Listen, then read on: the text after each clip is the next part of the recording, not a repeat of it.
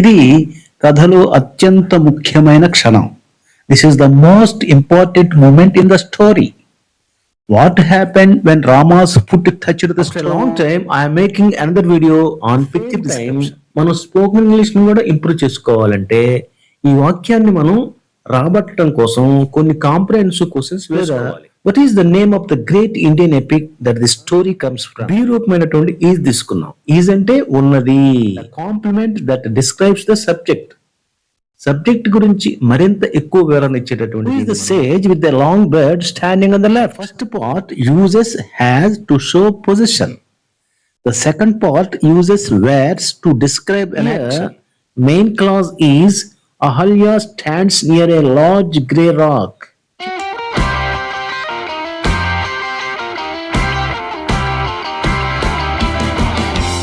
Namaste friends. After a long time, I am making another video on picture description because it is a very powerful method to improve spoken English. చాలా రోజుల తర్వాత మళ్ళా నేను picture description మీద video చేస్తున్నాను. కారణం ఏంటంటే ఇది స్పోకెన్ ఇంగ్లీష్ కి అత్యంత ప్రభావవంతంగా ఉంటుంది. Spoken English never comes through the translation method. If we translate Telugu sentences into English, we may get written English but we can't get spoken English. ఇది మీరు ఖచ్చితంగా గుర్తుపెట్టుకోవాలి. తెలుగుని ఇంగ్లీష్ లోకి మార్చడానికి మనం ప్రయత్నం చేసే కొద్దీ రిటన్ ఇంగ్లీష్ డెవలప్ అవుతుంది తప్ప స్పోకెన్ ఇంగ్లీష్ కాదు. ఇది మీకు మరీ చెప్తున్నాను. Spoken English should be learn in a comprehensive way. This is possible mainly through the description method. That's why I'm explaining this method to you. ఈ డిస్క్రిప్షన్ మెథడ్లోనే మనం ఈ కాంప్రహెన్సివ్ వేని చూస్తాం. ఎందుకంటే మనం ఒక వాక్యాన్ని రాబట్టడానికి మనం పదే అడిగేటటువంటి ప్రశ్నల వల్ల మనకి తెలియకుండానే ఇంగ్లీష్ యొక్క ఆ ఫ్లో అలవాటు అవుతుంది. అది నా ఉద్దేశం. Okay, now welcome to the lesson. Friends, in this episode we describe a pivotal scene from the Ramayana. We will learn how to describe a picture from simple to complex sentences and also understand basic English grammar. Watch, learn and enjoy. Friends, ఇది రామాయణంలోని ఒక ప్రసిద్ధ ఘట్టము. This is a famous scene from the Ramayana. మొదటి వాక్యం ఇది రామాయణంలోని ఒక ప్రసిద్ధ ఘట్టము అనేది తీసుకుంటే దీని ఇంగ్లీష్ ట్రాన్స్లేషన్ ఏంటి? ఇది, దిస్, అయి ఉన్నది, ఈజ్, ఏమై ఉన్నది?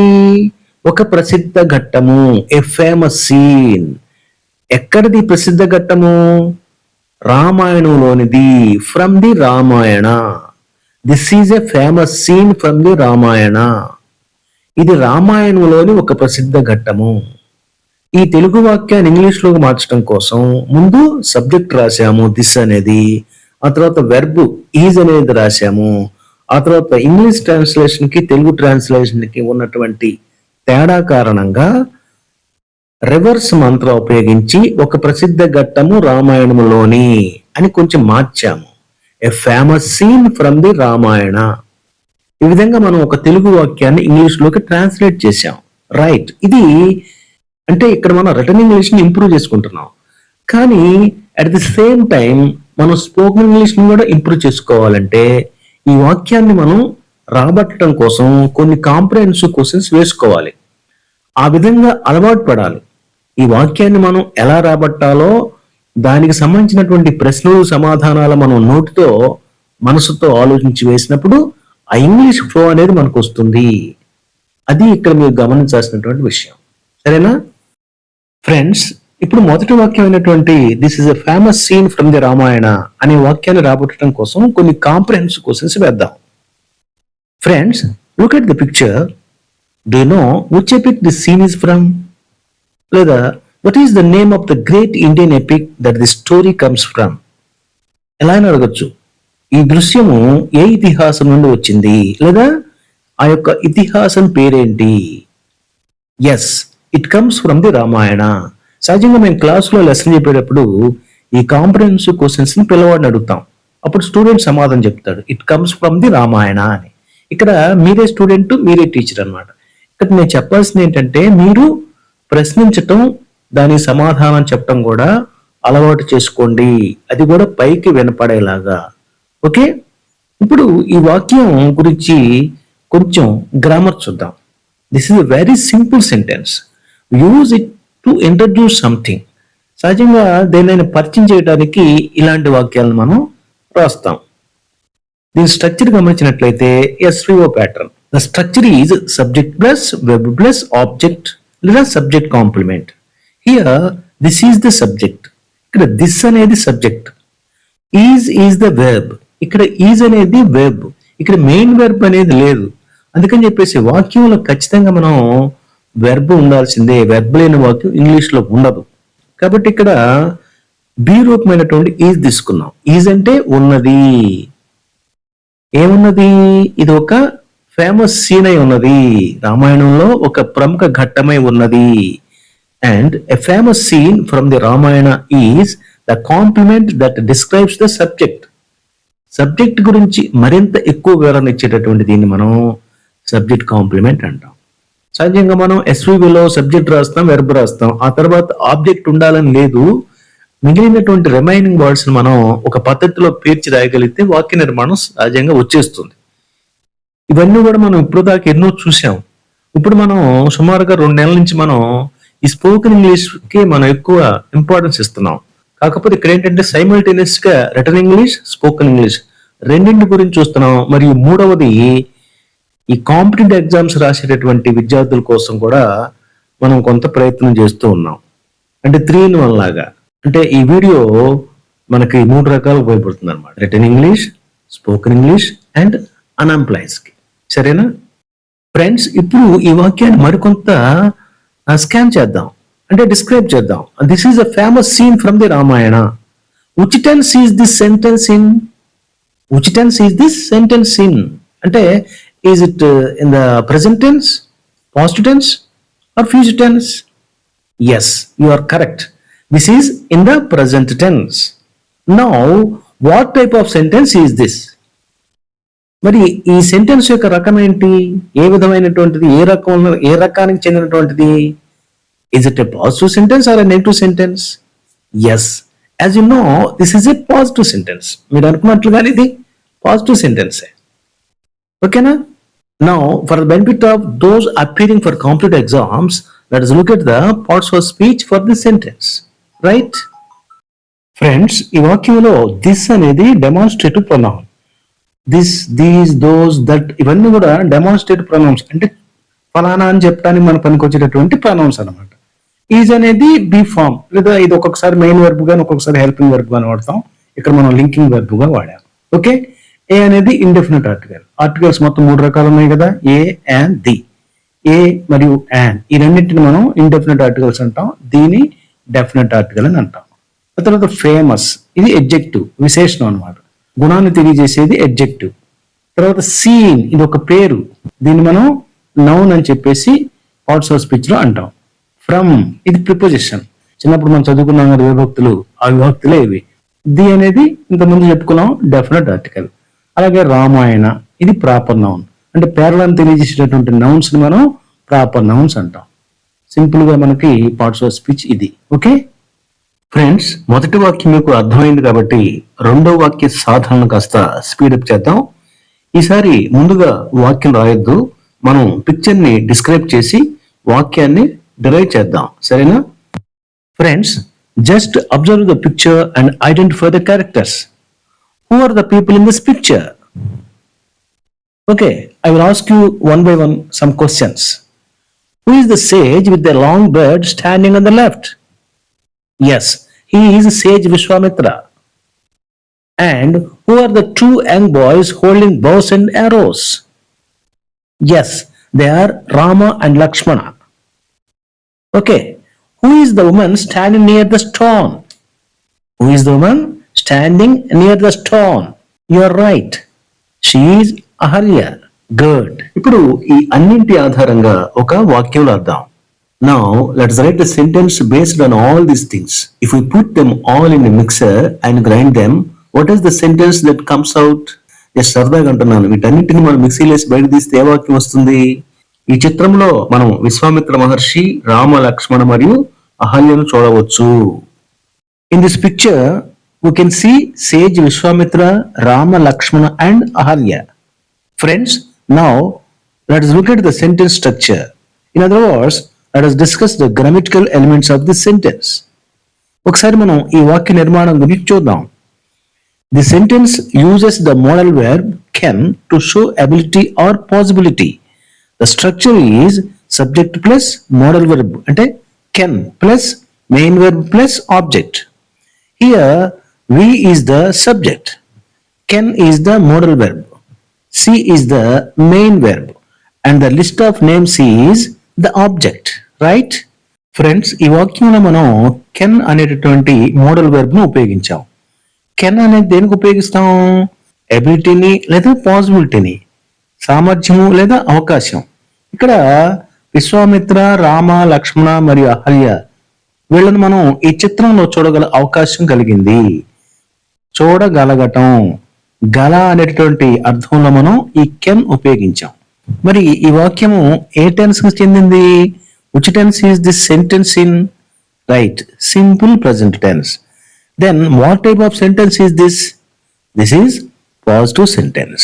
Okay, friends, now for the benefit of those appearing for competitive exams, let us look at the parts of speech for this sentence. In అనేది preposition. అలాగే this ఇంతకుముందు చెప్పుకున్నాం కదా, ఇది demonstrative adjective. Picture ఇది ఒక పేరు, noun. WEV ఇది ప్రొనౌన్, నౌన్ కు బదులుగా ఉపయోగించినటువంటిది. కెన్ ఇది ఒక మోడల్ వెర్బ్, రైట్? సి ఇది main verb. Sage, Vishwamitra, Rama, Lakshmana and Ahalya ఇవన్నీ కూడా ప్రాపర్ నౌన్స్. ఈ వాక్యంలో మనం వీటిని ఆబ్జెక్ట్ గా వాడటం జరిగింది. Okay, now look at the picture and observe the sage on the left. Describe his appearance. What is he wearing? ఇప్పుడు మనం ఈ చిత్రంలో ఎడమవైపుగా ఉన్నటువంటి ఋషిని గమనిద్దాం. ఆయన రూపాన్ని వర్ణించండి. ఆయన ఏమి ధరించారు? Ready to answer for comprehensive questions. What colour is sage Vishwamitra beard? Is it short or long? Yes, it is long and white. Okay, what kind of clothing is he wearing? Is it a modern shirt or a traditional cloth? Yes, he is wearing a traditional dhoti. So, the third sentence we are going to learn is Vishwamitra మహర్షికి పొడవాటి తెల్లటి గడ్డం ఉన్నది మరియు ఆయన ఒక సాధారణ ధోవతి ధరించారు. Sage Vishwamitra has a long white beard and wears a simple dhoti. Now let us look at the sentence structure. This is a compound sentence. It joins two simple sentences with the conjunction and. And అనేటటువంటి conjunction తో కలపబడ్డ రెండు సాధారణ వాక్యాలను కలిపి మనం compound sentence అంటాం. The first part uses has to show position. The second part uses wears to describe an action. Okay, then which tense is this sentence in? You're right, simple present tense. What type of sentence is this? This is positive sentence. So ఇది కూడా మనం ఇంతకుముందు నేర్చుకున్నటువంటి sentence లాంటిదే అనమాట. Okay, కాకపోతే ఇక్కడ subject and verb agreement గమనించాలి. The subject is sage Vishwamitra అంటే that is third person singular. So we use has and wears. వచ్చిందా? సబ్జెక్ట్ ఎప్పుడైనా సరే థర్డ్ పర్సన్ సింగులర్ అయితే వెర్బ్ కి ఎస్ గాని ఎస్ గాని చేరుతుంది. దాని ఆధారంగా మనం ఇక్కడ హ్యావ్ కాకుండా హ్యాజ్ వాడాము. అలాగే వేర్, WAR కి ఎస్ చేర్చి వేర్స్ అయింది. ఇప్పుడు కాంపిటేటివ్ ఎగ్జామ్స్ విద్యార్థుల కోసం ఇంత ముందులాగానే పార్ట్స్ ఆఫ్ స్పీచ్ చూద్దాం. సేజ్ విశ్వామిత్ర ఇది ప్రాపర్ నౌన్, ఇక్కడ మనం సబ్జెక్ట్ గా వాడాం. హ్యాజ్ అనేది వెర్బ్, ఏ అనేది ఆర్టికల్, లాంగ్ అనేది ఎడ్జెక్టివ్, వైట్ అనేది adjective. Beard noun, and conjunction, wears verb అంటే యాక్షన్ తెలియజేస్తుంది కాబట్టి ఇది వెర్బ్ అయింది అనమాట. ఏ సింపుల్ ధోతి, ఏ అనేది ఆర్టికల్, సింపుల్ అనేది అడ్జెక్టివ్, ధోతి అనేది noun. Let us move on to the next part. Okay friends, 3 వాక్యాలు కంప్లీట్ చేసుకున్నాం గనుక వివరణను కాస్త తగ్గించుకుని ముందుకు వెళదాం. Now look at the picture and observe 2 young boys. What are the names of the 2 princesses standing with the sage? Yes, they are Rama and Lakshmana. What do they have in their hands? They have bows and arrows. What kind of princess do they look like? They look like a brave princess. Friends, now let us write a sentence that is a fourth sentence based on all of these. Right?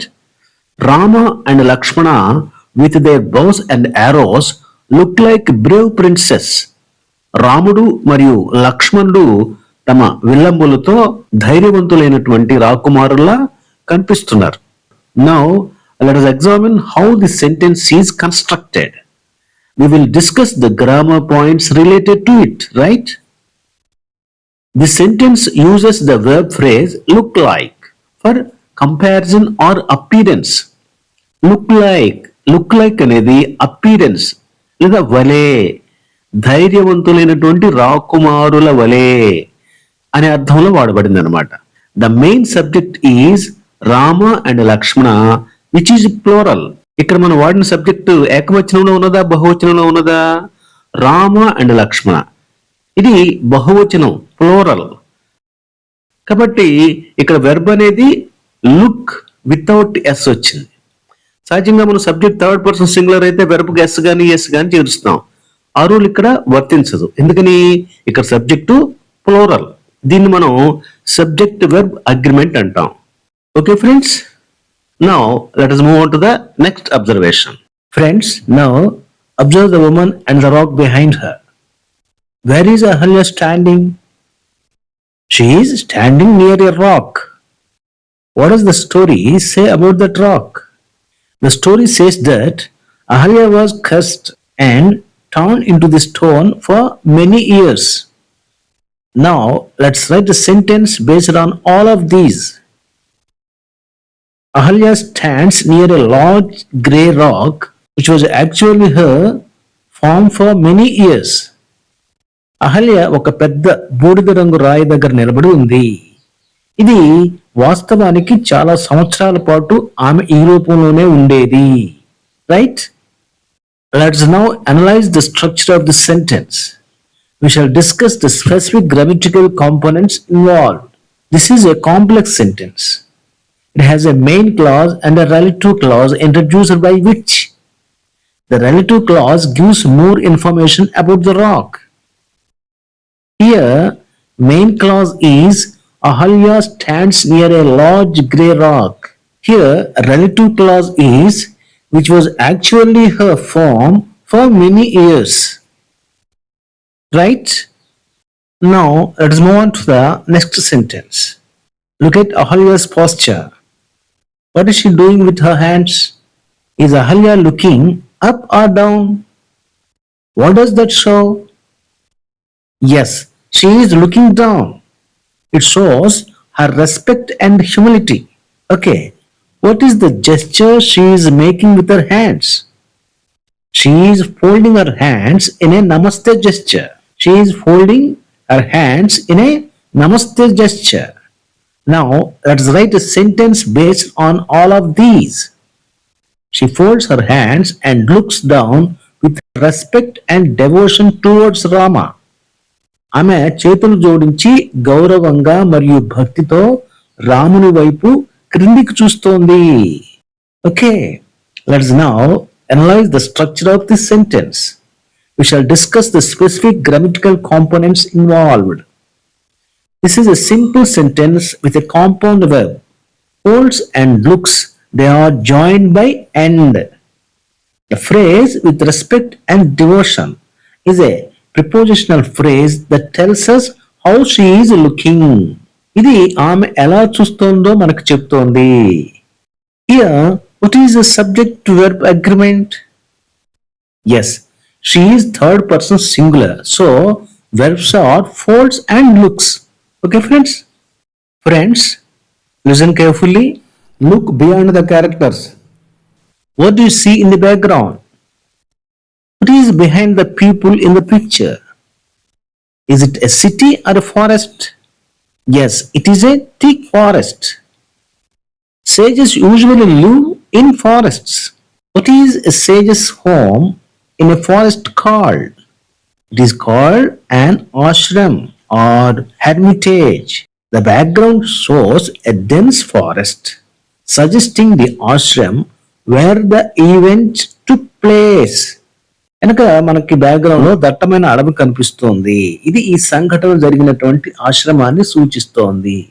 Now let us look at the sentence structure. In other words, let us discuss the grammatical elements of this sentence. The sentence uses a common and the word suggesting to add extra information. This is called a participle phrase. It connects the background to its meaning. Okay, friends? Now observe the parts of sentence.